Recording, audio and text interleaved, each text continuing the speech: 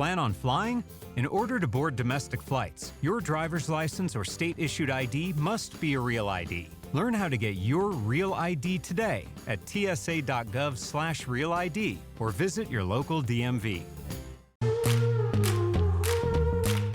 Welcome to Heaving Bosoms, the podcast where two best friends recap romance novels while whimsying in delight and missing constellation clues.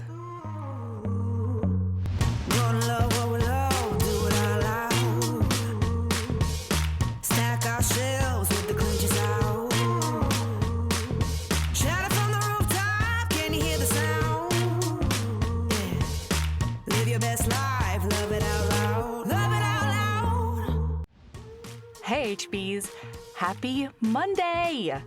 I hope you're ready for a huge dose of romance and bookish best friendship. Before we get into our book this week, we've got some amazing patrons to shout out.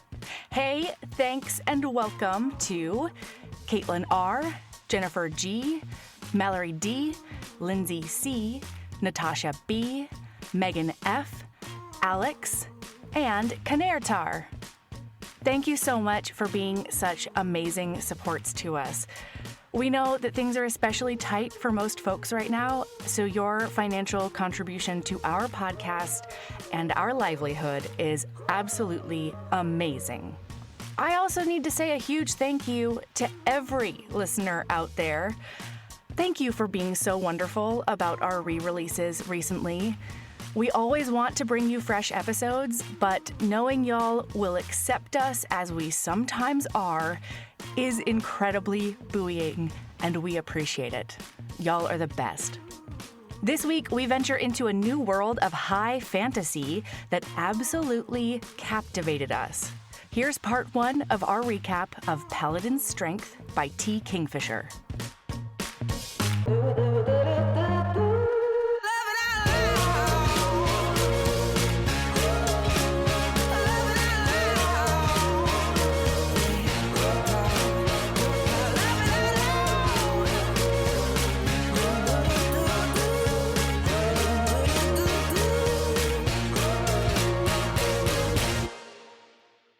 How the fuck have I never read a T. Kingfisher novel before? I don't know. Me neither. How? Where have we been? What have we been doing? Well, the craziest thing is I've heard that author name. I've been told multiple times that I would like this author and these books, and I just never followed through. Yeah. No, agreed. Listener, we're here for Paladin's Strength. It's the number 2 in a currently 4-book, planned to be 7-book series. It is planned to be more? Yeah. Oh god, I'm so excited. If you don't think I went down that rabbit hole, you're fucking bananas. Oh my god, I looked at the other books to see who books 3 and 4 are about. Are you doing grabby hands in your mind? I haven't started them, but it's because I didn't have time yet. I will be reading. So good. I will be reading them. Listener, you can look forward to, we will be doing a Patreon on, at the very least, Paladin's Grace, which is the first book of the series. Yeah. So, Sabrina, I thought about you so much while reading the 3rd book, especially. Really? Because it goes so deep into Knoll culture.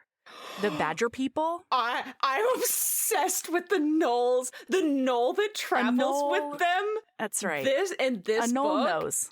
A Knoll is wise. Uh-huh. And a human can't smell. We find out what that means. T. Kingfisher's world building. This is such a fun world. Yeah. And, this is such a great example when people make the arguments of, you're literally coming, you're making up a fucking fantasy world. Why is racism and sexism and homophobia a thing? It doesn't have to fuck it. That's not, there's no such thing as historically accurate in a fucking fantasy world, so why would you just include it? Why would you just not include it? And T. Kingfisher said, bet. This world, they have their issues, bud, okay? They do. They do, I'm not saying they don't have their own problems. One of the biggest ones is that they're not nice to Knolls. There is a lot of anti-Knoll discrimination. Is it xenophobia? maybe. Is that the term? They call them rats. It's not Ew, cool. gross. Because they're badger people also. Yeah. But, like, also, like, she was like, yeah, that's fine. We don't care what the color of your skin is. We don't care who you stick your dick in. Sure. We don't care trans. That's fine. Yeah. Like, Absolutely. let's fucking live our best lives. All those things happened in this book, and I loved it. But I still like the fact that she does include, like, the null discrimination in there, simply because it adds so much character development, especially in book 3. It's amazing. Well, and that's the thing is, like, it's never... You're not asking for a Dandyland where nothing goes wrong. Yeah, that's not it. It's like, what's the purpose? Like, why is it in there? Like, I need you to give me a legitimate reason that there's a thing in this world that is reminiscent of our actual world that it doesn't actually affect the plot or the characters or it's just there to be there. Because it's what the author thinks is familiar or something. Like, they know how things work under that paradigm, I think is a lot of the reason that's what it's done. Yeah. That's the issue I have. But, like, yeah, no, absolutely. Like, discriminatory practices are good plot devices, essentially. Like, like, it causes issues. It causes character development. Like, this is fine. Like, that's fine as long as it's there for a fucking purpose. Come on, buddy. Like, it doesn't just need to be there. Gross. I don't want to live in that world. We don't need to do that. Okay. And we're not today. Oh so, my God. Look, I have read all 4 books, Sabrina. Okay. I did the thing where I read all 4 books. So yeah, I'm really excited to talk to you about Paladin's Grace. And we need to do like a small recap of just like the political and like, you know, social landscape at that going into Paladin's Strength. So Paladin's Strength, it's set in sort of like, you know, a medieval world. It's sort of that timeline. There is running water. There's no electricity, I don't think. But there is like magic. There's technological magic. And, like, other, like, species and things like that. It's a fantasy world, is what it is. Yes. Like, this would be High fantasy. A high fantasy world. Yeah. Agreed. So the whole series follows this group of 7 paladins. Oh, my God. Yeah. Knowing that there's 7 books. I know. We get Judith's book at some point. We get Ren's book. Oh, my God. I'll die.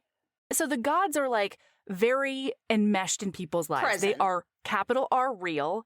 Like, they're real. And some of the people in that landscape are God-touched. And so there was the Saint of Steel, and that god sort of, like, righted wrongs and protect the little guy. It's like a militant faction. And so the people that they chose are berserkers, like from birth. They're just like born as berserkers. And then at some point, like the battle tide will take over. And the nice thing is that the god would guide them while they were in battle. So it would make sure that they didn't kill any innocents. And like they knew exactly why they were there. Well, and more specifically, he also could bring them out of the berserkerage. Yes. Yes, absolutely. So 3 years ago, the god died. Dude, y'all, listener, I'm going to tell you right now, the first line of the first book in this series packs a punch. Yes. And we're not here to talk about that book and the loves of my life, Stephen and Grace. We're not here to talk about them today. We're not. But the first line of that book, like honestly the first couple of pages, but you know how sometimes you read something like and the first line of the book really hits and then the rest of the book is fine? That was not the case here. This author is like, she's doing the work. She doesn't stop paunching is what she does. And so the god dies and everybody kind of had a different reaction. A lot of the paladins died.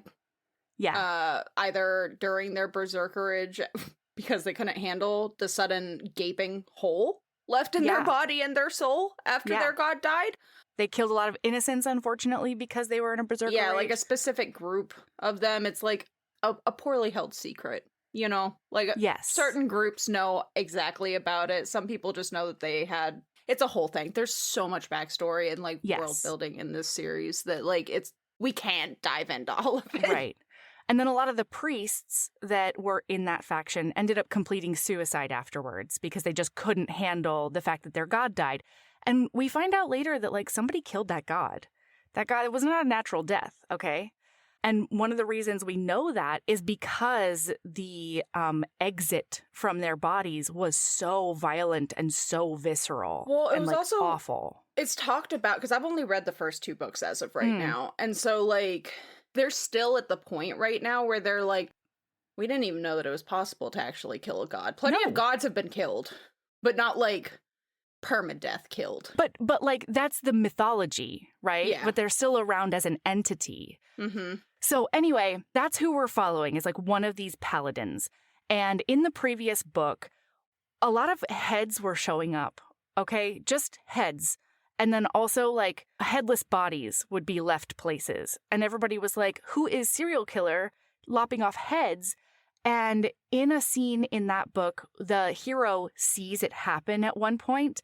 And it's like, in the dark, the guy's a little bit far away, but this person, like, leads a drunkard into an alley. Literally a worst nightmare. Terrible. And it's got, like, kind of a weird, smooth face. It's, like, kind of pale and smooth. And it's got, like, you know, weird features. But again, it's far away and it's dark. And then this thing unhinges its fucking jaw, turns into a gaping maw, and just, like, eats through the person's neck from the back. And then that person falls down, obviously. And then it takes something out of their bag and then puts it on top, like, in the neck hole. There's like a you know, a cylinder, not a cylindrical part, but there's like a pointy part that they just part. Like, it's a stake. Yes, yeah. And then there's like a, you know, a ball on top. It's like a new head that went kunk, and now this thing has a new head. And so... And then they both stand up and walk away. Yeah, yeah. And so, understandably, this is very concerning. The Paladins of the Saint of Steel ended up, the ones who were left, only 7, the ones who were left ended up being adopted unofficially by the Temple of the Rat. And the Temple of the Rat is the fucking best because all they want to do is solve problems. They're just like, we don't need your dogma. Do you need food? Are you having a baby? Do you need a lawyer? The Temple of the White Rat does not call warriors. It doesn't call it calls lawyers. And it calls priests. Social workers. Mm-hmm. Yeah. Like, yes. They're wonderful. They are the social service temple. They are. Is what they are. And I love them so and they're the much. best. Yeah. So anyway, they're in that service. And when we open up, we are in actually the heroine's point of view. And the first line of this book packs a punch too, because it's like Clara was cool as a cucumber as all the armed men stood at her back or something like that as they like called into this tent. And so she's there to help like make this end of a negotiation happen because there's been an offense that's been given. There's been a duel that the Paladin didn't want. And the guy... The guy from this culture is the one who died. Even though, look... He ran into my knife. Yes. He ran into my knife. He was trying so hard not to kill this guy. He says, I almost pulled a muscle trying not to kill this guy. And then it happened anyway. So anyway, she is like, he opens the door. What's his name again? Listener, I just need you to know that so far, and Melody, you can confirm if the rest of them are like this, but so far, everybody in this book, in this series, is over 30, if not in their 40s. Yeah. They all talk about how they cause themselves injuries by sleeping weird. Yep. They're not young like they used to be. They're graying. They've been through some shit. Okay. Their bodies are like bodies. You know, they talk about like lumps and stuff. I love a protagonist who is not the 18-year-old chosen one. Yes, absolutely. Fantastic. It's great. Yes. What is his name? Why can't I think of it? Istvan? Oh, Istvan, yeah. So Istvan comes out And he's like, hello. And she's like, okay, I'm going to low-key talk you through this in a language you understand. They are giving you like the last gift to close up this chapter of, your problems. Dual times. If you accept this, and she's holding up a sword. She's like, if you accept this and you tell them that you accept it, then they're going to go home and everything's going to be fine and it's going to be over. And he's like, okay, I guess. And then he takes the sword and like makes the declaration and everybody else leaves. And then she follows him into his tent. And he's like, interesting. On her knees too. He's like, what the fuck is happening right now? So he's like, I guess there's like more to this negotiation or ceremony or whatever. And then he says, oh yeah, and then you can go back to your people after we like have tea or something. And she's like, oh no, you accepted it's not a reward. It's the forfeit. The forfeit, thank you. Mm-hmm. She's like, you accepted the forfeit, so I live here now. And he's like, what? She's like, you get the most value, you get something valuable from their house, and I was the only valuable thing they were willing to get rid of. So yeah, I'm yours now. And he's like, I don't want lady. Slave. The fuck? And she's like, well, that's unfortunate. Yeah. And she's like, that's fine. That's fine. We can absolutely like go our separate ways or whatever. But like, you need to take me with you. Otherwise, the whole thing will start again and they will take offense that you don't think their person's like life was worth this much. Mm-hmm. It's like a whole thing. So anyway, we find out and she explains to him that she is a lay nun. She's a lay sister. Lay sister. Mm-hmm. A lay sister from a convent. And their convent was attacked and they were taken.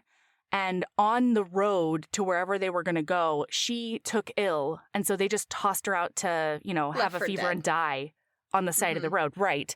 And these people picked her up and nursed her back to health. And they were like, you can do nice things for us now because you live here. And she was like, oh, no, I think that's slavery, ? And they were like, well, we did all that medical stuff on you. And she was like, oh, no, So she was planning to run away from them as well. Mm-hmm. And she's like, I'm going in this direction. Where are you going? I'm headed east. And he was like, well, I'm also headed east, so I'll go with you. Like, well, you can come with us for now. And then basically they end up kind of realize that he's like, so why were you all taken if you're a nun? And she is like, that's a great question. I'm not super sure. And they're in the Order of St. Ursa. Did you Sherlock Holmes this? Sherlock Holmes that at Sherlock all. Holmes did hard. I had no idea. She was talking about this like secret that she had, and I was like, is she a berserker of some kind? I was like, this bitch turns into a bear. I had no idea. When she shifted that first time, I was like, oh shit, this bitch is a bear. You were with Istvan. So he's like, is there a special reason that they would take you? And she's like, great question. I can't possibly answer it for you. Let's think about something else, I guess. And so he goes along with that because he's also keeping a secret from her. They're moving under the guise that they're going to like take this guy who makes barrels someplace. But what they're really doing that man loves a barrel. He loves a barrel and he loves an acorn and he loves an oak. Oh my God, he loves an acorn. Oh my God, there's a couple of points in this book where, so basically the whole thing is that his family is the only one who grows the specific kind of oak tree or something like that. So everywhere he goes, he plants acorns all over. And then at one point, she's talking about faith. And this acorn is faith made, like, real, tangible. Like, tangible. Yeah. It's a physical representation of faith. Yeah. And it's just really beautiful because, like, she's like, he just plants these things and leaves with the belief that it grows into a big, strong tree. And he thinks, like, he hopes that 1 in 100 of them will end up flourishing. When they part ways at one point, he gives her like a whole pocket full of acorns. Very importantly, 3 of them. Yeah. And tells her to plant them along her journey too. It's beautiful. Oh my God. But they're like also helping him do that, right? But it's a cover so that they can follow those headless bodies. Yeah. They need to find out where all the people who are severing heads are. And they call them the smooth men. Uh-huh. I don't like them. Don't you? I would have them over for tea, Sabrina. I don't know what you're talking about. They're gross. They're weird. I also did go down, we'll get there at the end of this book, but I did go down a conspiracy rabbit hole. Ooh. Where I was like, obviously this is what's happening. And then that's exciting. It wasn't. Oh, it wasn't at all what was happening. It's like everybody who read Onyx Storm, and like 6 hours after the book came out, they were all like, "No, none of my theories were right." Well, I came up with this theory at the end, and it was to be fair, it was a crackpot theory. I was like trying to make sense of some stuff. I was like, well, obviously, like I had my red string out, and I was like, obviously, this is what's happening here, and then it was not even remotely close to what was happening here. Do you want to know one of my favorite parts about T. Kingfisher's like facts on their site? Is one of the things is like, will you accept my? I went hard, Sabrina. I was like, when is book 5? Is it a 4-book series? You were on this author's website. Yeah. Okay. Yeah. I was stalking this thing hard. So one of the things is like, I'm so excited to tell you this idea for your book. Can I tell you? And the answer is no. You absolutely cannot tell me. Like, legally, if you tell me an idea, that's the only way you can guarantee it will never happen, because I cannot use it, like, because lawyers and stuff. So obviously other people are with you on that level, you know? No. They all want to be like, here's this amazing idea. No. To be clear, there is no theory. You aren't going to bring T. Kingfisher into your, machinations, but... No, this was a strictly the end of the book. I was 85% into this book and trying to make sense of what was happening. There's no way that I would have come to this idea at a point where I could even email T. Kingfisher about the thing. You know what I mean? Like, this was as I was reading, I was like stringing the red string, trying to make sense of some stuff. But that's one of the hallmarks of like high fantasy, right? It evoked that in you, and it evokes that in other people. Yeah, but those are people who are good at thinking past the point of their nose, you know? Absolutely. And like, why would we want to talk to them, you know? Yeah, you're way too put together, frankly. We're not on your level, okay? No. So anyway, they decide to travel together, and she's like, yeah, I'll go along with you until basically our paths divert. And there's a bunch of really cute parts, because he is like, do you want me to sleep in another tent? Like, I don't know if your people are ones that look down on like unmarried men and women sleeping in the same place. And she's like, no, it's fine. We can do that. And then she notices when she comes in that he has put his pallet down while she was doing something else. And it's like the furthest away from the door. And so she's like, oh my gosh, that was really thoughtful of him, because like now I don't have to guess about where I should put my bed. I can put it where I feel comfortable, and I will always be closer to the door than him. So like, that's really cool. And that's actually a hallmark of their characters as well, because Istvan is roughly the size of a barn. Okay. He is the Oh. We have a tall, giant heroine lady. Yeah. My god! It says that she's like 6'1". She's over 6 foot. Yeah. Like, he doesn't, when they look at each other, she doesn't have to like crane her neck. She just looks up. She barely looks up. And he is, he's a ginormous human. He's a big beef of a man. He is. So this is him. Are you married? Asked Clara abruptly. Istvan's first thought was that she was somehow propositioning him. His second was that she was a nun, and that was just not a thing that happened. His third thought, somewhat belatedly, was that he wouldn't actually mind if she did. She was interesting. Interesting, my ass. She's built to the same scale you are, and that's rare enough to be fascinating. And she was cool as ice, sitting on your doorstep with a sword and a lot of angry men behind her. She also had great thighs. Istvan had always quite admired women's thighs, and her breasts were even built to the same scale as the rest of her, which meant that there was enough of them to fill even Istvan's enormous hands. But she's also a nun. Bishops, totally a nun. Yes. Priests, sometimes. Nuns, never. There Never. are rules. The internal monologues in this book, and this whole in all of her book, in all of these books, are top notch. Excellent. These characters are so well fleshed out, and their internal monologues reflect, like, it's very clear that their internal monologues are actually this character thinking, and not just the author being inside of a head. You know what I mean? Like, they're very distinct. Yeah. Absolutely. Yeah. Oh. So he's trying not to think sexy thoughts about her because none. Meanwhile, she's trying not to think sexy thoughts about him because all of her sisters were kidnapped, and now her goal is to follow where they were going and free them.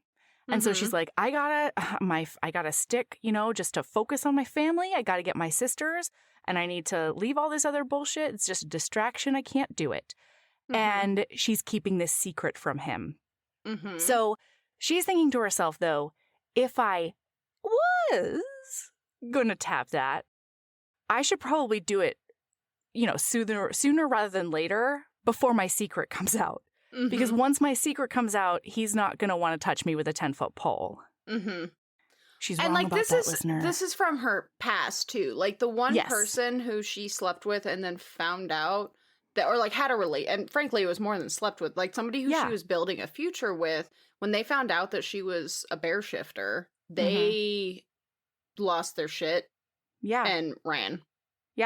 So like, and like T. Kingfisher does, I wish, sometimes I do wish I read on Eyeball more, because there are so many hints about the Saint Ursa thing that are so fucking clever.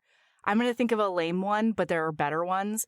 Like, so first of all, it's Saint Ursa, right? And Ursa is the constellation of the bear or whatever. And then listener, there's a lot Mel of times... is going to be dropping these tidbits the entire fucking episode, and I'm going to be like, wow, you're right. No, I should have doing caught it for that. Actually. You're right. But I am the world's biggest dummy. I am a hot dummy. It's fine. It's fine. You can just point out all of my flaws. Continue. That's not why I'm doing it. It's fine. It's fine. But there are so many times where like he sees her, and it's the phrasing, because it'll be like, she's particularly fierce in some ways, but it'll be like a bear adjective, And, like, there's a moment where I think he looks at her as, like, cuddly or, like, cozy or something like that, because she's so, like, big and voluptuous and stuff. But it's, like, very bear phrasing. Anyway, so on the road... Shut up, Serena. I'm sorry. I won't do it anymore. No, you are. Every time you have a thought, you're gonna drop it because you're incapable of keeping it to yourself, between you and me at the very least. I don't know if it's gonna all make it into the episode, but you will just be dropping little nuggets, and I'm gonna be like, "You're right. I am the hottest, dummiest hot dummy that ever hot dummied. It's fine. It's fine. I have accepted my place in this episode. Okay, I see. I have accepted that in this episode I am the willfully ignorant but endearing hot dummy. It's fine. Yes. I'm a himbo. It's fine. Let's go. Okay, so they get attacked by bandits, all right? And Istvan yells out, "Protect the nun!" And she's like, "Protect your goddamn self." Did I skip a lot? Oh my God, okay. Melody. Sabrina's face was really subtle, but it told me that I skipped something. Yeah, subtle like a brick to the nose. What? Yeah, that was sarcasm. Okay, there were a couple of things that I just wanted to touch on. Okay, please. Yes. Look, this is like a 700-page book. You know what I mean? There's so much happening. It's 500 pages, but anyway. Well, it's in its heart, it's 700 for sure. Oh my God. In its heart, this is a very long book. Yeah, I love it. Anyway, there were just a couple of things that I did legitimately want to touch on. Like some of the... So please. If you're... This is just for a listener to be aware if you haven't read this book. If you're somebody who, like, the struggles with faith in this series it's really beautiful, right? Because these are people, like, the Paladins have lost their god, And like just the idea of having this like greater purpose, but somebody who also kept you in check when you have this thing that is dangerous about you. And like all of the discussions of healing from something like that are really beautiful. Like here, and it really hit because like I've been in a state of healing in the last, especially in the last like 6-ish, like the last little while, right? Where like everything has kind of come to a head, years of working on stuff, it's kind of all coming to fruition. And so like this hit so hard because at one point Istvan and Galen is next book, and I'm very excited about his book. Yes. He's a cute little redhead. And we met his hero in the first book. And Melody, all of when I realized that he ends up with Dr. Piper, did you die? Screamed. Yes, same. And all the gnolls call him Tomato Man because his hair is red. And he's like, can't I be like Blood Man or something? And he's like, a gnoll knows colors. A gnoll sees a human's hair is tomato. Like there's God, nothing a gnoll can do about it. A human loves a gnoll. I mean, hardcore. But, like, especially when you learn more about their culture. Sorry. So they're like just kind of talking, and because everybody has their own traumas after the death of their god, right? And so like Galen has nightmares, and Istvan, his reaction to the god dying was he just went into like a week-long coma. Yeah. And they're talking about how the white rat brought them, like took them in. But he's talking about and saying that the temple had set aside a place for them, a place of calm and quiet, of order and structure. It had been a great kindness, and it had helped many of them heal.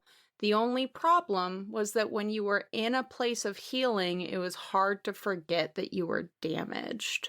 Yes. Oh my God, T. Kingfisher, what the fuck? Like, it was really, because they're on this road talking about how they feel better being out traveling, and it makes sense. Like, you're right, you're not being constantly reminded this is the place where you healed, and so it's impossible to forget that you had something to heal from. Yeah. Oh, it was really beautiful. They also open up to each other a little bit. Yeah. So they're all traveling. They're staying in the tent, and she's having nightmares about the fire that led to capture. Yeah. And because that's what the bandits did. She explains to them that they set the whole nunnery on fire, the whole monastery on fire. And then as they were escaping, they captured them one by one and like sort of presented themselves as saviors, as rescuers. Yeah. And then once they had them in this, the back of a fucking wagon that had steel bars in it, they were like, oh shit, no, this is not what they said it was. So that's how they rounded them up. Well, and then it's really beautiful because when she wakes up from the nightmare, she wakes up to Istvan, who is very carefully not touching her, but he's just sitting next to her. And he's like, hey, you should wake up. Like, this is a dream. It's a bad dream, but it's a dream. And when she wakes up, they're talking about it. And he's like, have you grieved? And she says, no, I haven't, because right now the whole goal is to get them. I'm going to wait to grieve until I know who I have to grieve, because I'm hoping that they're all still alive. And they're talking about, and she's talking about how hard it is. And like, this is her coping mechanism, basically. And she says to him, I know, she waved her hands. It's not the best thing, but it keeps me functioning. I don't do any good if I can't function. Istvan stirred. You're not a failure, he said. Simply because you can't endure something unendurable. I put the book down and I cried. Yeah. There are so many moments in this series that I don't even have to... I don't even know how to describe the way that they make you feel. Like, they really get to the core in a way that a lot of books try to do that, and like, it's enjoyable, but like this one just says, hey. I also cannot wait for you to read the fourth book, because T. Kingfisher took all of these same themes, right? The healing, what you do after like a huge loss, how it turns you basically into a different person. What is your purpose now? All of that. And then on top of it, they layered this overall like feeling of rejection and never being good enough. Oh, I can totally see how. Oh my God. Well, because one of the paladins attempted to be another god's paladin and then wasn't chosen, and then was chosen by the Saint of Steel. And so Ooh. they're just like, my first god didn't want me. My second god fucking died for reasons unknown and abandoned all of us in that way, you know? It is so impeccably done and gorgeous. Yeah, that's beautiful. And then just the final thing before the attack.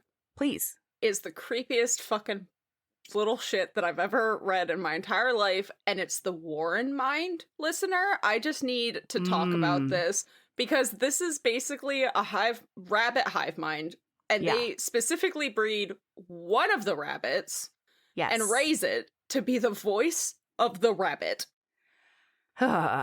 It's tough because it has to be a mutant. Essentially, it has to like have like a really big vocal box that like rabbits don't normally have.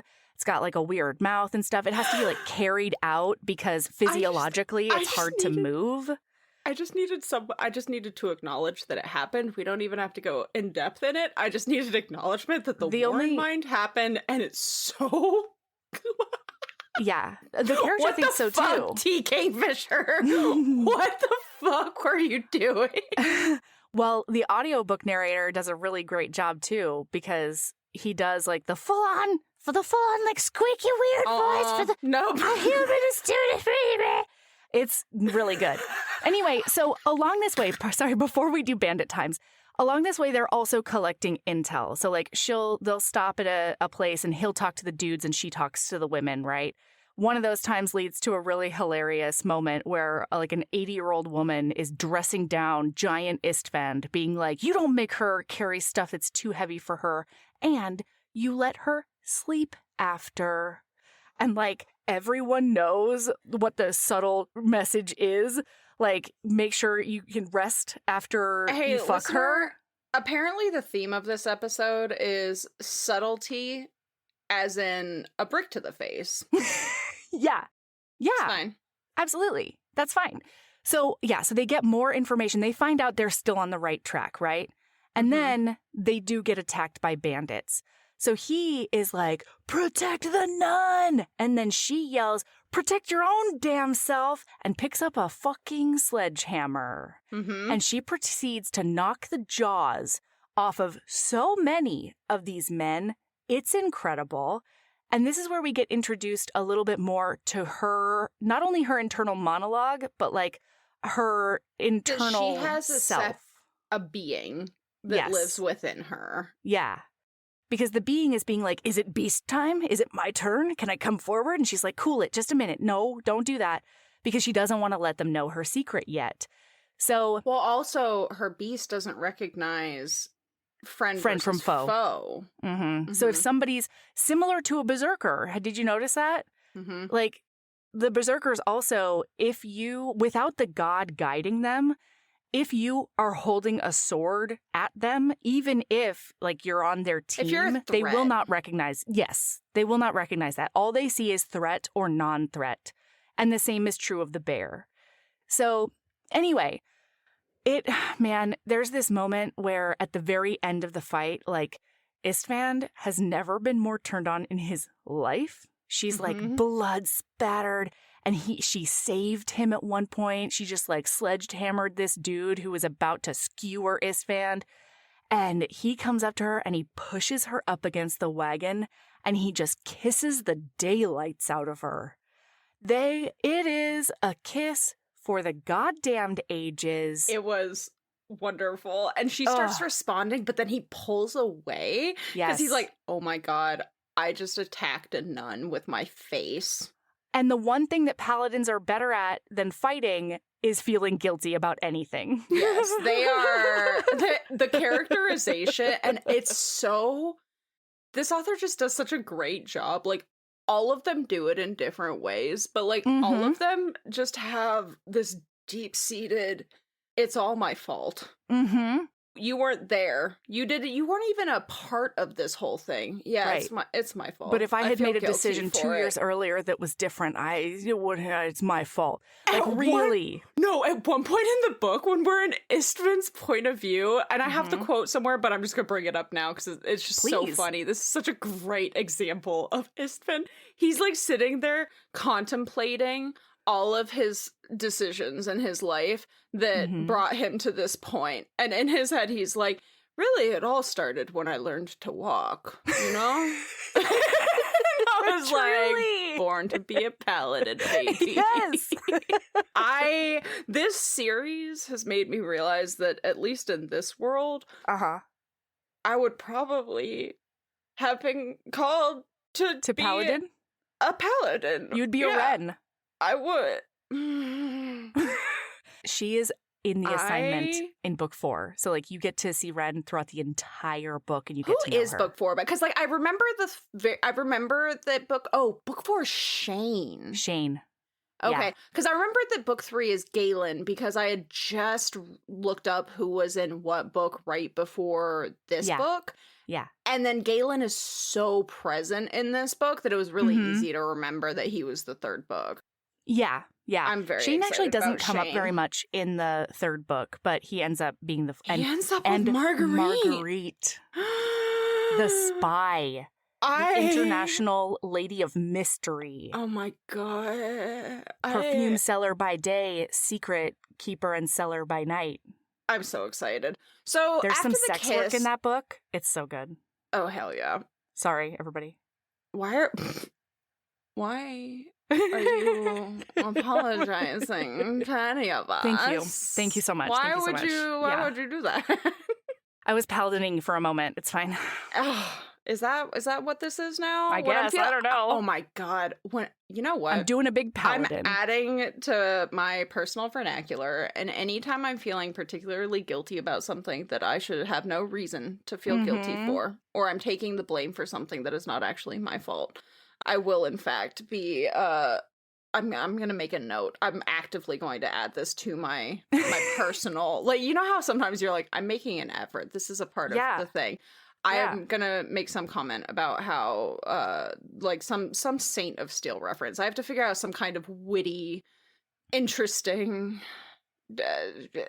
It takes so much effort for some people to be interesting, listener. If you're somebody who is just naturally a fun, entertaining person, you're God Good on ya. touched. And You how have dare to expel less energy than Mhm. others. Yeah, blame it on the spoons, okay? Anyway. So after they get attacked, 2 of the people, one of them is like gravely injured. That person's going to die on the road. But a lot of their band are hired mercenaries. And so after this, they do what they call a forced march, because they want to make sure that like they're on high alert the whole time. So they do like a 4-day forced march where like they do not sleep. They might just like sit up against the wagon at certain times. But by the time they're about to get to this like little stopover town, she is so tired that she's like, stuff isn't even real anymore. Like cities don't exist, towns don't exist. It's just like a collection of beds and other horizontal objects. And she decides that they're gonna start like the Saint of Toad, and all they do is sleep and drink tea. Like she's delirious. I love her. I love it so much. And he's very impressed because he's like, she kept up, you know? Like, I can't believe that a civilian kept up so well. So when they get to this inn, they get accommodations for like the sick folks. They manage to bathe. Bathing is a big deal. And they're resting up. And then so they have this whole conversation in the inn, like, big proper room where they trade some intel. So they ask if there have been any headless bodies, and they're like, actually, there have been a couple of heads, but, you know, it was like a little bit further away, so we feel safe. And then they ask if there's been a caravan where the people wouldn't let them look in the back of their wagon. Mhm. And they're like, yeah, there was a party that had a plague outbreak. And so we gave them extra rations and like we took care of them, but nobody could go over to the wagon. And she's like, ugh, hate to tell you this, but that was a bunch of trafficked nuns. They feel terrible. Because meanwhile, these nice people are just like giving them deals on horse rations and stuff, being like, you're in a tough spot. We're going to be really great people. And instead, they're just like helping traffickers. Ugh, I hate them. Anyway, so this is one of the times where he says that he watches her like become a nun, because one of the guys is like, sister, I'm so sorry that I helped these people on their terrible errand. And she's like, you have nothing to be sorry about. You were inspired by This was charity. out of the goodness of your heart. Yeah. Like, yeah, this was not an intentional. Yeah. You're absolved of what you consider a sin. Right. And Isfand is like, oh my gosh, that is it okay to be Oh my god, I'm horny for a nun? A nun doing absolution on somebody? I don't know. What a fucking paladin thing to do, I mean, right? During this interaction, Sister Clara, I don't know if we said her name, Clara, she notices a guy like looking at her and paying close attention to the conversation, but not engaging at all. And she's like, that could be weird, or it could be totally normal. You can't know. And then when they're heading up to bed, he notices that he is eye level with her booty. Okay? And like, what's a guy to do? They get up there, and he looks to her and he says, you helped to defend my people, and I've made an ass of myself, and I can only beg forgiveness from you again. She actually looked momentarily puzzled, and then a flash of amusement crossed her face. The kiss, you mean? I didn't think it was that bad. No, of course not, but I should never have, not without asking. I am not a man who... And I'm babbling. Yep, there I go. Vigil on my knees on gravel. Vigil on my knees on... And then she kissed him. She wasn't gentle. Istvan felt his spine hit the wall, and while he was used to letting women take the lead because he didn't want to alarm them, he was not used to having a woman take the lead who was the same size he was and could possibly break him in half. It was both slightly worrisome and terrifyingly erotic. She claimed his mouth like a conquering army, and he was entirely willing to surrender. I mean... And then this beautiful bastard pulls back from the kiss and looks at him and says, hey, now we're even. Good night. And then goes to bed. And then saunters away with her beautiful hips. And so she's like, I wonder if I'm going to get a knock in the middle of the night. She's hoping for it. But of course, Istvan doesn't. No, he like, doesn't. Dummy. He's like, I couldn't do it. I couldn't. There might be like a power imbalance or something else I should feel bad about. Also, she's a nun. He can't get over the fact that she's a nun. Even though they're not a celibate order. No, well, they're not. Because this order calls... Basically what it is this order was basically built around the fact that there are people out there who are bear shifters and they need training, they need all of these things. So lots of people are called to this order that are not actually, like, it's not faith-based. I mean, it is. No, it's not. But it's not. Yeah. It's because at some point in your life, you accidentally turn into a bear and nobody knows what to do with you and they send you to the other bear people. That's what happens. Because how do you train a bear? I don't know bear. You know bear, please take bear kid. Like God. And it's always a girl. And so they call like this is Saint Ursa's blessing. And it's like sort of geographically centralized too. There's like a valley where most or all of these women come from. Yeah, they're guessing that it's probably bloodline related. It's also like the actual people who are bear shifters. Like these people are barren, so they can't have children, and so it skips generations, and it's really just kind of at random.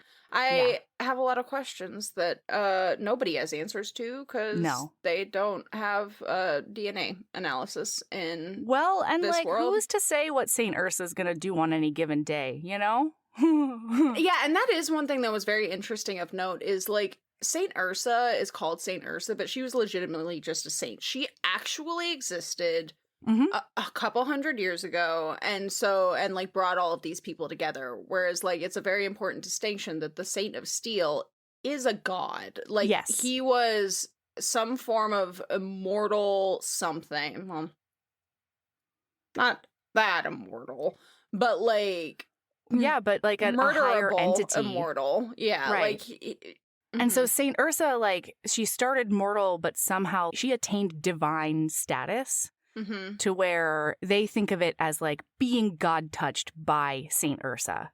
yes. So anyway, oh, that's the other thing I wanted to say about when he put his pad down in their tent is like we see through Istvan's point of view that like he's so cognizant of his size and the way that he moves through the world and making sure that femme people especially feel comfortable around him. And he's always trying to make himself smaller or, you know, not Non-threatening. non-threatening, right? Yeah. And it's just beautiful. Anyway, so now go ahead. They leave. Goodbye. They leave. 2 days later, it all goes to shit. They get on the road. They're on the road. That guy she noticed at the tavern, at the inn, is now on the road in front of her with a bunch of other boys on horseback. God damn it.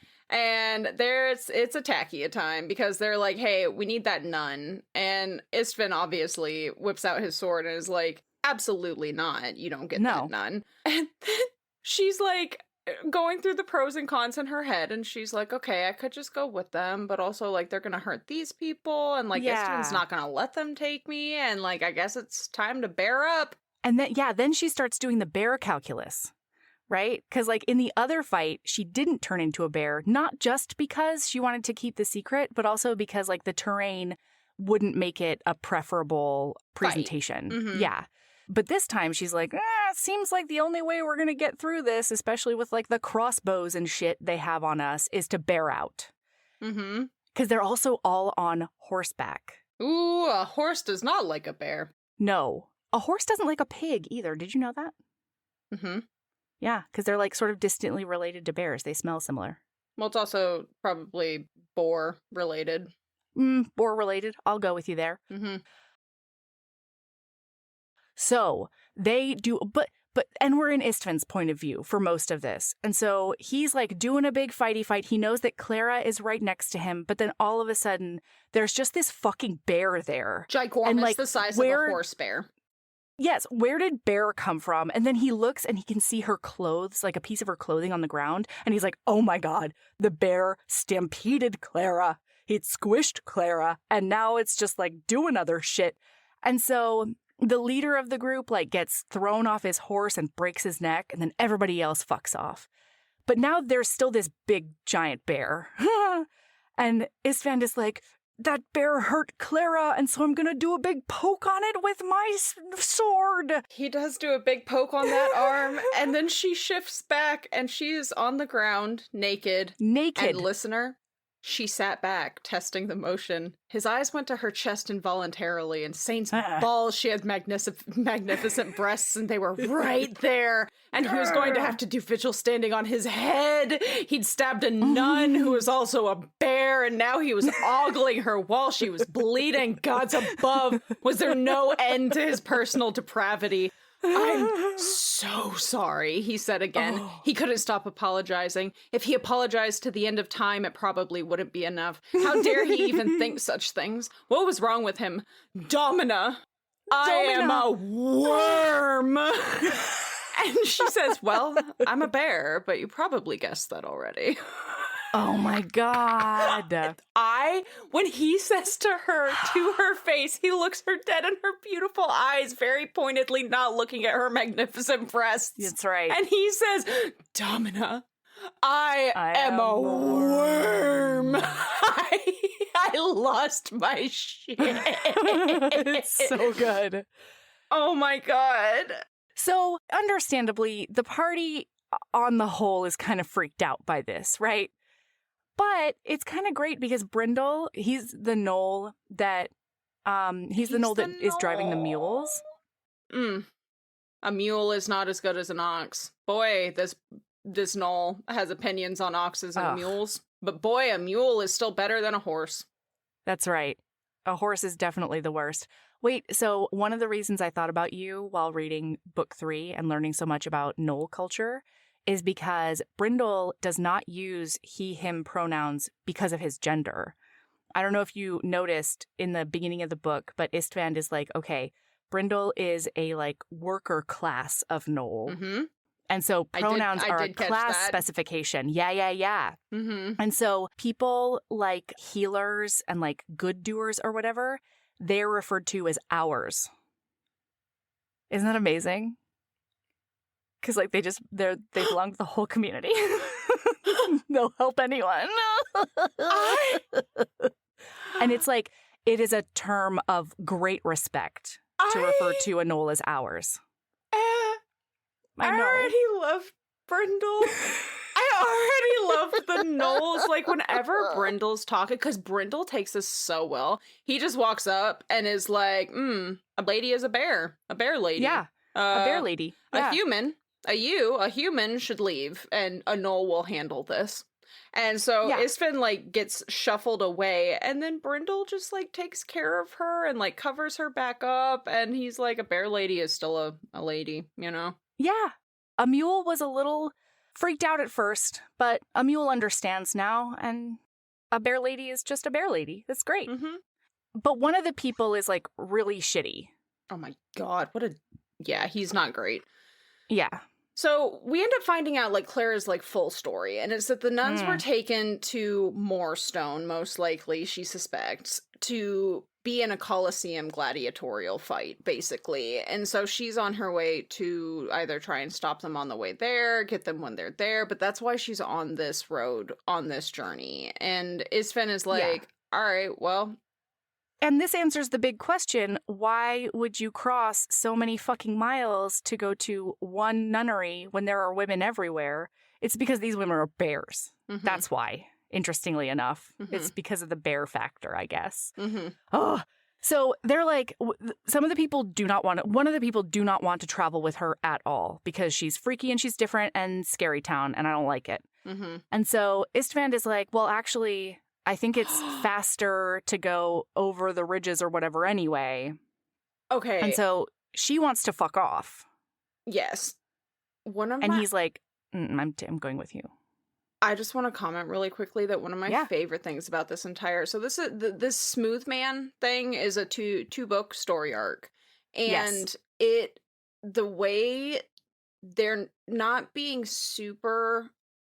open with, like, this is something to be super concerned about, and I love the way that this was explained and handled, because they were like, we can't fucking reach out to these towns and say, hey, you're looking for this person with a smooth face who looks kind of different, because that will put a target on anybody. It would be so easy to scapegoat and just cause havoc and kill people for no good reason. Yeah, especially once you get through the game of telephone, that is one temple telling another, telling the people around who tell the bartender who go off to a different place. And all of a sudden, you're just getting rid of, the person that everybody's wanted to get rid of forever. Yeah. And so they're like, we don't want to give... And giving like, you they a sent just God-touched reason to do it because it came from the Temple of the White Rat. That's exactly right. And so they sent out perfume samples of what these entities smell like, but they didn't want to give any physical, like, attributes other than that. And at the same time, they feel bad because how do you warn people otherwise, you know? So they're sort of treading that line. But right now, he's like, the fuck you're going off by yourself, bear lady or not. I'm going to go with you. And, like, we can send them on the road regular style, but I'm going with you. And they argue about it for a while.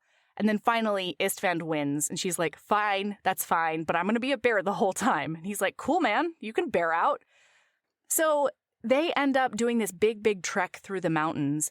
And the very first night that they stop, she goes to sleep as a bear. And then the chapter opens up the next day. Please, please, please. It's like Istvand woke up in a pile of lady flesh that was beautiful.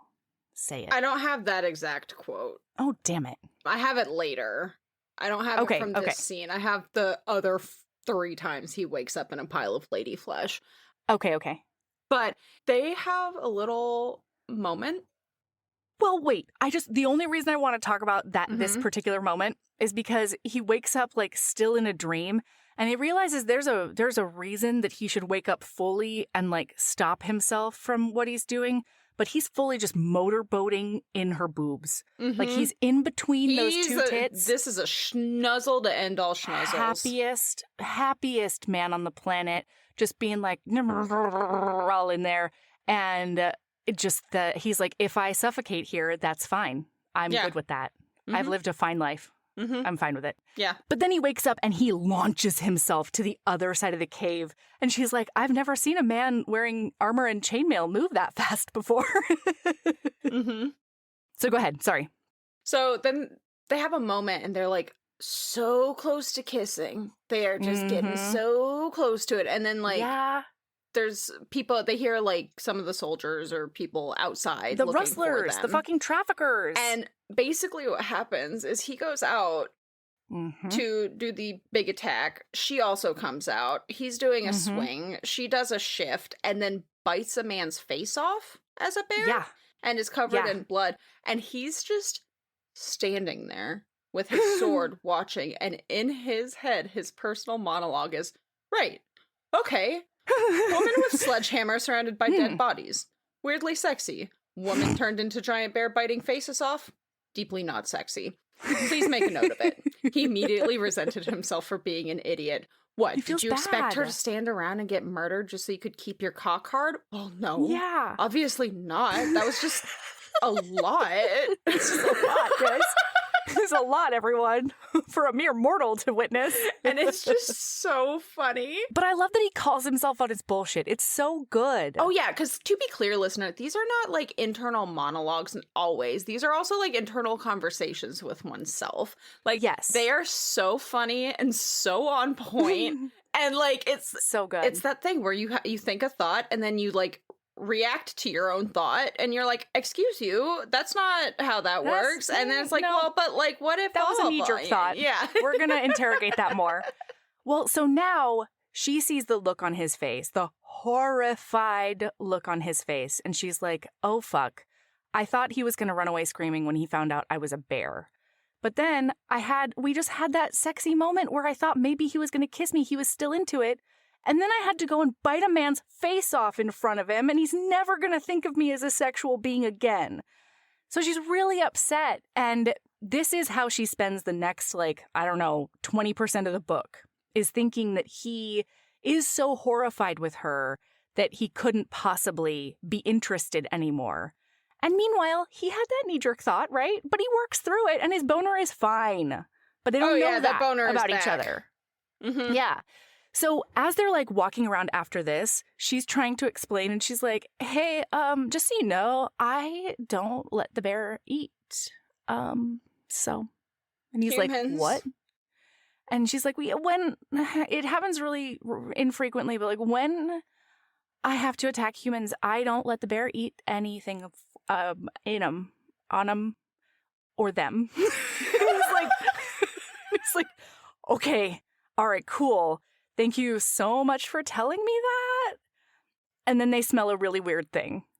Yeah, the heads that get left behind when the body gets taken over smell bad with a capital B. And not just decay bad. There's like a weird, burnt other sweet hair, burnt hair kind of smell. Yeah, it's not great. And they're covered in like a goo. Like the neck hole is covered in a goo that is unsavory, to say the least. So they go and they find a body with no head. I'm just going to throw out here, listener, if you're a squeamish person, this whole arc that is talked about a lot in this book might not. Mm-hmm. There's going to be some parts that you need to skip, you know? Yeah, it's tough. Later on, we're going to meet an animated goat, so it's fine. So anyway. Oh my god, the most heinous description of a thing ever. Yeah. So they're like, we're still on the right track. Let's keep going. And as they keep going, they come upon a road and they hear like a dagnabbit and it's wagon kicking the wheel stuff. And the other ones, there's like a lady who's like, Grandpa, don't throw your back out for this. It's fine. And so she's like, this wouldn't be a trap, right? He's like, it seems really unlikely. This is a very extravagant trap, if it is a trap.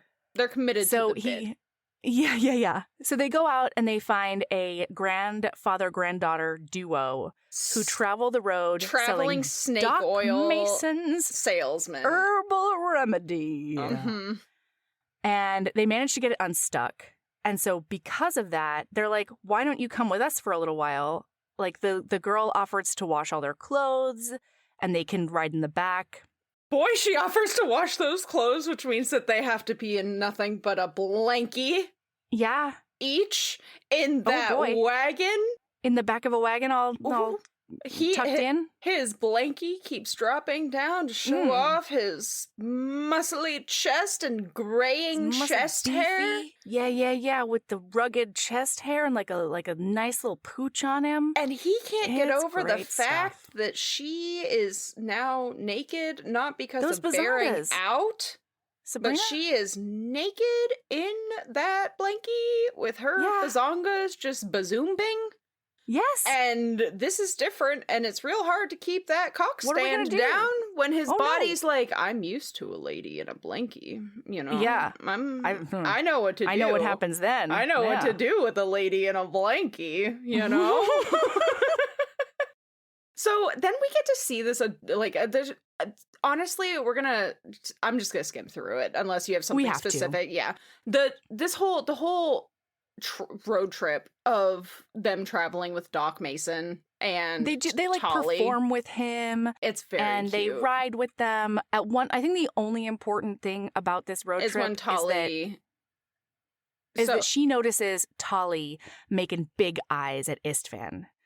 And Tolly's younger than them both. And so she actually talks to the grandpa the grandpa talks to her about it. She would never, right? But the grandpa's like, yeah, I don't know what's going on, but like, I'm pretty sure my granddaughter's heading into the bushes down to that river with impure thoughts in her mind. And he's fine with it because she's a grown-ass woman and Istvan's a nice enough guy, he says, to break her heart gently. And she's like, why do you think that he's going to break her heart?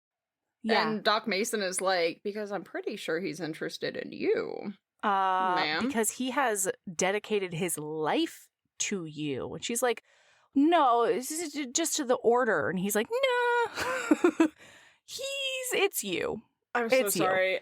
I have several very important quotes from this scene that I just need to share. Give it to us. Because Tolly comes to talk to Istvan, and in his head, he thinks he had absolutely no desire to offend Tolly. He liked her. He just wasn't the least bit interested. She wasn't quite young enough to be his daughter, but he definitely had nieces her age. And while there were plenty of men who wanted young women in their beds, he wasn't one of them. It goes along fine for a bit, and then just when you're feeling like a particularly virile stallion of a man, they say something about what year they were born or mention some ancient history that you actually lived through.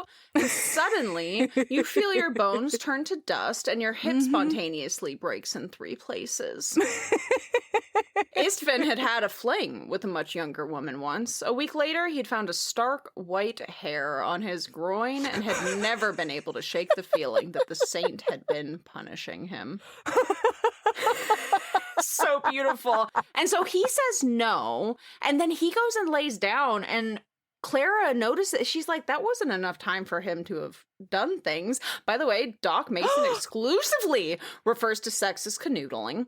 And if you don't read that passage about the enthusiastic consent and a good deal of oil, I will murder you in the face.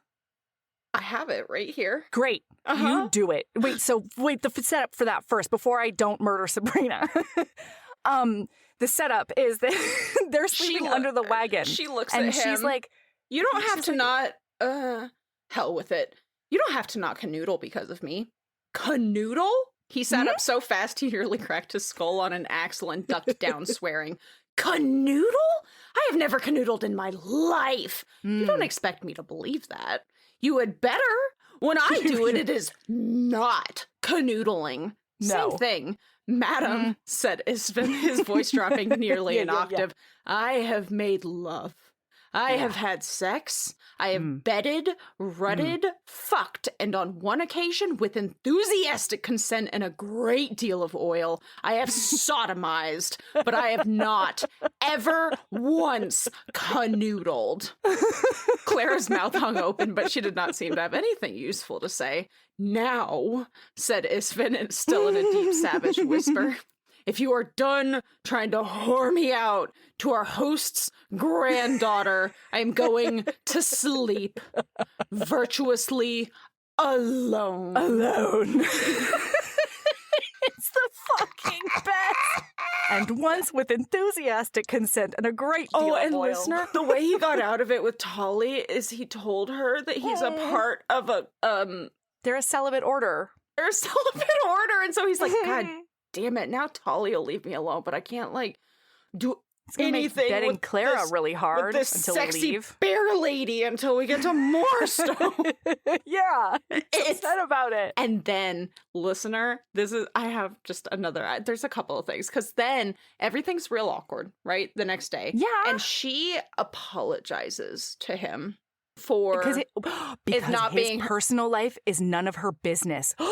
And he's like, oh my God, she thinks my personal life is none of her business. She's telling me she's not interested. It's none of it? Wait, none?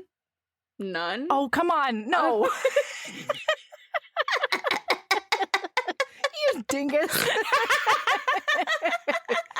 All right, keep going. Amused. I'm so delighted. So then she's like, you know what? Fine. We're going to fix this. We're going to fucking spar is what's going to happen. And so she, like, to get you out of your your guilt thing and all of these things. And then they're sparring and they end up like against the back of the wagon and like just up there and he's all up on her and she licks her lips and it's a very like pointed, poignant moment. And then she, for one glorious moment, his body was pressed full length against hers, his leg between her thighs. And then she half turned and dropped the stave completely and slammed her fist into his face. She stumbled backward. Through his fingers, he could see that she looked appalled. I really expected you to block that. I didn't. I noticed. Fine, we both hit each other. Are you happy now? I kind of am, actually. Doc Mason cleared his throat. Obviously, this is none of my business, said the doctor, looking from one to the other. But if this is some kind of, sophisticated canoodling, I'd appreciate it if you could do it out of earshot. No one is canoodling, said Clara. Not my business. Not my business. Not my business. No. Yeah. And the reason that they start sparring is because he won't stop apologizing for stabbing her that one time. He can't get over it. She's like, I'm over it. And he's like, I'll never be over it. And then he has a chat with Doc Mason because Doc Mason gives him the best advice and is basically like, don't assume that you know what she's thinking. Yeah. Just don't assume. Period. Just tell her how you're feeling. And so he's like, okay, because she storms off after all of this. Yeah, obviously. And she's like, okay. Oh, specifically, he said, okay, actually, I do have the quote. I didn't think I had the quote. He says, don't assume she knows what you're thinking. That's it, youngster. That's the whole advice. Really? What were you expecting? I think I was expecting more charming country metaphors about how I was twisting myself around like an eel on a griddle or something. Nah, I saved that stuff for the shows. Unless I miss my guess, you think she knows exactly how you feel and isn't interested. But she doesn't. So quit talking yourself out of your feelings, go find her and say, I'm hopelessly in love with you, thought you should know, and then let her decide how she feels about it. Yeah. But I'm not hopelessly in love with her, said Isfit. What? You No. sure about that? And he says, I'm not really the sort who falls in love. Never got in the habit of it. I enjoy women's company and I enjoy the canoodling. I really wish we weren't calling it that. Yes, but yeah. And then he's like, Doc Mason is like, okay, well, in that case, just tell her you want to canoodle. So he goes and finds her, and he has to give himself Sabrina, a little talking tell them up. everything. A little talking up. And he says, right, Paladin, stoic warrior, charging boldly into danger, so on and so forth. He walked up to the tree, trying to look harmless and good-natured and also sexy, which was a complicated thing to convey. He wasn't sure what to do with his hips. And then he, like, sits down with her, and he's like, can I join you? And she says yes. And he's like, so Doc Mason thinks we're mad as a hatter, but he doesn't hold it against us. And she is like, he's probably right. I don't know whether to apologize for hitting you or hit you again. And he says, I think we're even. And then he realizes, he thinks to himself, they were even. That was what was killing him. She was as big as he was and as strong as he was, and he couldn't intimidate her. His black tide was no match for her beast. Saint's teeth, but she was magnificent. Magnificent. And he still wanted her. It didn't matter that she could turn into a bear, except that turning into a bear seemed pretty damn cool, particularly in somebody you trusted to watch your back. Yeah. Don't assume she knows what you're thinking. Could she really not know that I want her? Is it possible? And then they have this adorable back and forth about, like, and it's very funny because he's like, you hit like a nun. And she's like, no, if I hit like a nun, then you'd be on the ground. That's right. And he's like, okay, well, you're right. And she has your hand, and she says, you've got a skull like a bull elk, she said, only without the magnificent rack. It was one of his great weaknesses. He had never been able to resist a straight line. I think you've got that covered. And she, like, pauses and then laughs, and she's like, thanks. Okay. Oh my gosh. And then he what a takes jokester. her hand, and he's like, tell him. does it hurt here? And she says, no. And then he touches up on that hand some more and says, what about here? And she says, no, not there either.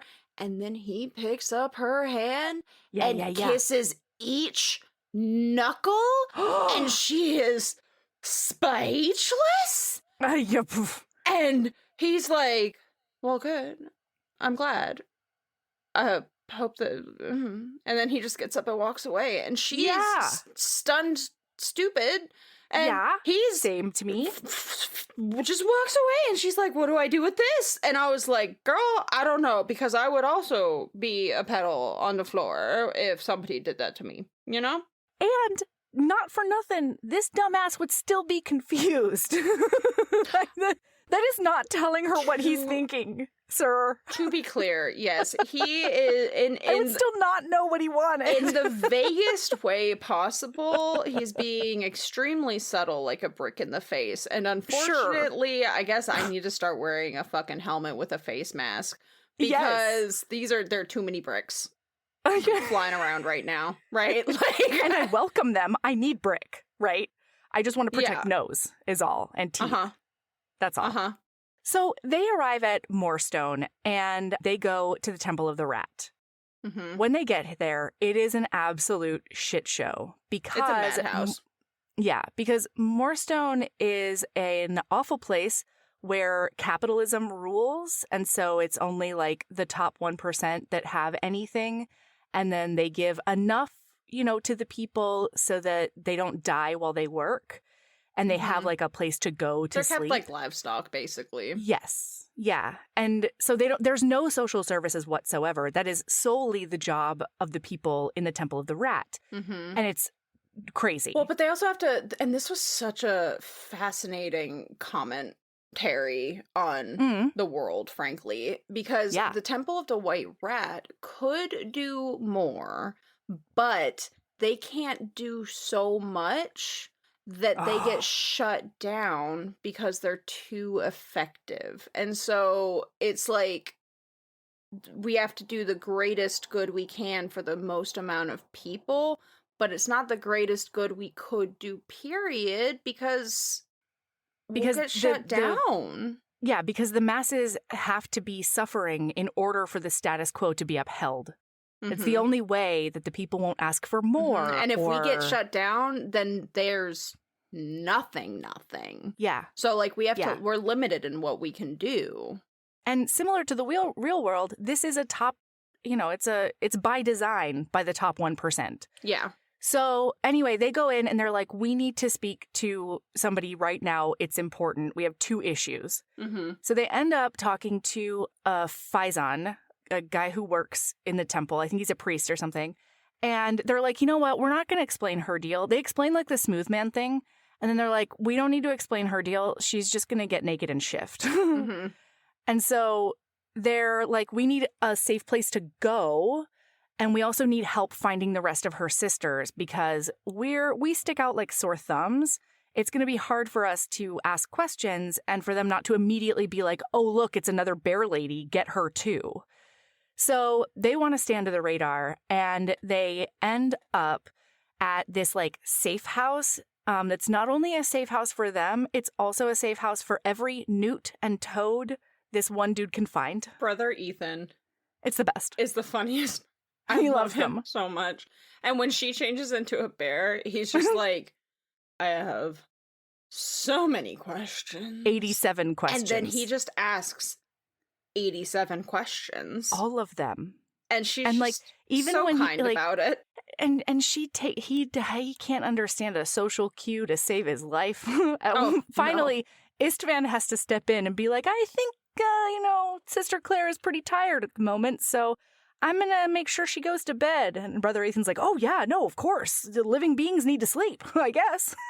So something that I put in my notes about swoons, now that I track that, is like the perfect gift.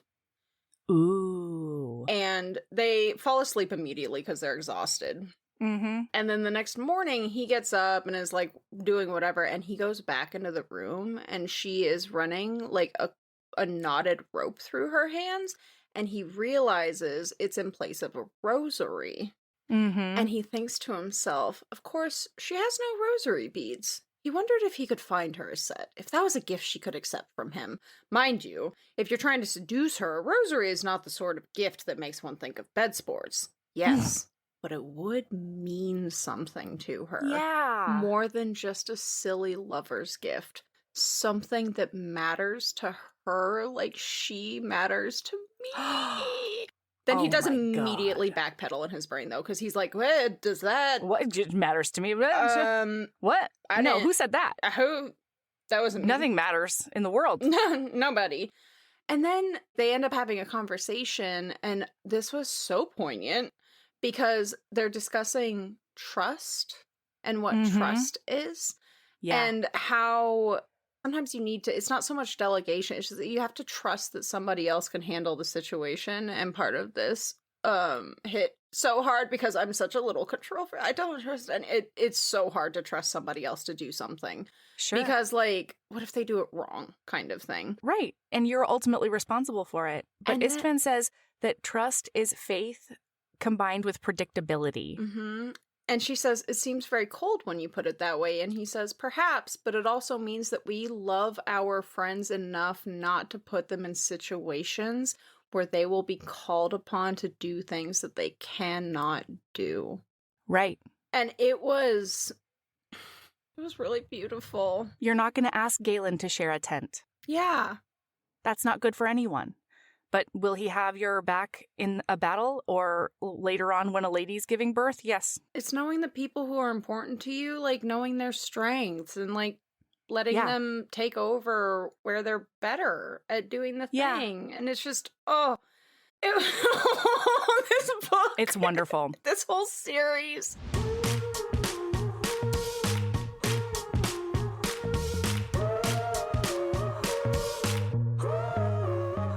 That's where we're going to stop for today. We'll be back tomorrow with the rest of this multi-layered quest.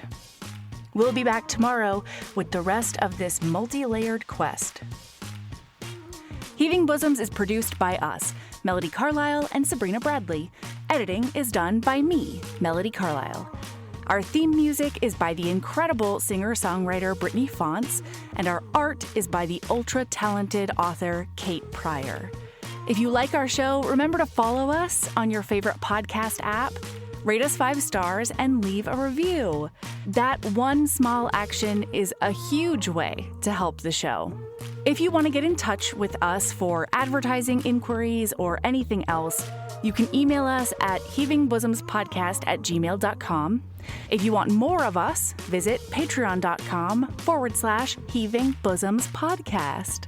You can also find us on Instagram at Heaving Bosoms, on TikTok at Heaving_Bosoms, and in our Facebook group, the Heaving Bosoms Geriatric Friendship Cult. See you tomorrow.